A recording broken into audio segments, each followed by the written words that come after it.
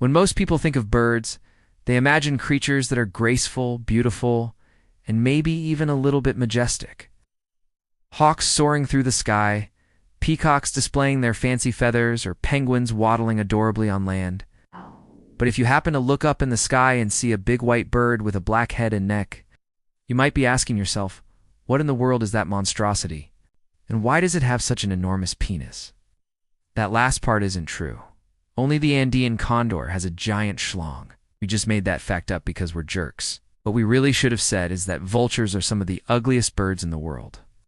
But they're also some of the most important, which is why they've been given the noble task of being nature's cleanup crew. Hi, and welcome to Minute Earth. Today we're talking about vultures. Those iconic cough-cough birds that clean up dead stuff. As a kid, I used to think that scavengers were kind of gross. I liked going to the zoo and seeing lions and tigers and bears, oh my, but not when they were eating. It seemed so much less majestic when they were busy ripping apart and devouring prey. And even though I knew that animals like coyotes and foxes needed to scavenge in order to survive, I still wanted to keep my distance from them. These days, I feel the same way about vultures. But while I was on vacation in South Africa, I saw one for the first time in person. And instead of thinking it was gross, I had a total awe moment. It wasn't just the vulture itself, but how the other animals reacted to it. Soon as it appeared, all the zebras and wildebeest started running away.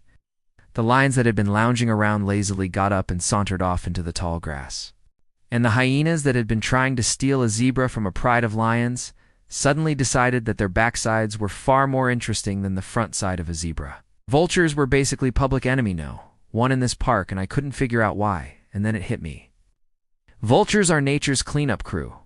They the ones that step in or land, I guess. When a lion kills its prey and then promptly gets bored with it, vultures will eat the leftovers, which means there's one less carcass for hyenas to fight over, and carcasses are a major source of nutrients for these animals. So, by cleaning up the leftovers, vultures ensure that there's enough food to go around.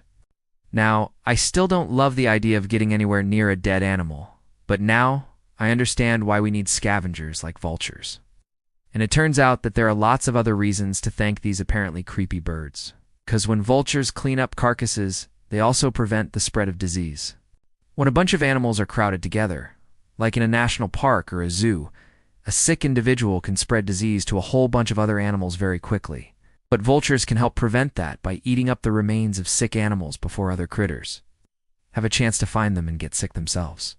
In addition, when vultures eat a dead animal, they regurgitate some of it later on. It's kind of like when your dog brings back a dead animal and drops it at your feet because he wants to play.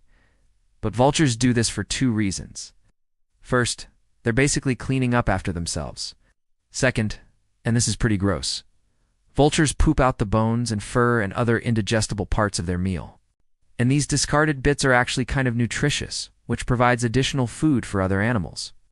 So not only are vultures cleaning up the leftovers, they're also recycling the nutrients inside the dead animal so that other living things can use them. So next time you see a vulture, take a minute to appreciate how gross and amazing they are. You can also take a minute to appreciate how amazing Minute Earth is. And you can learn more about our amazing patrons by going to our website. Thank you for watching.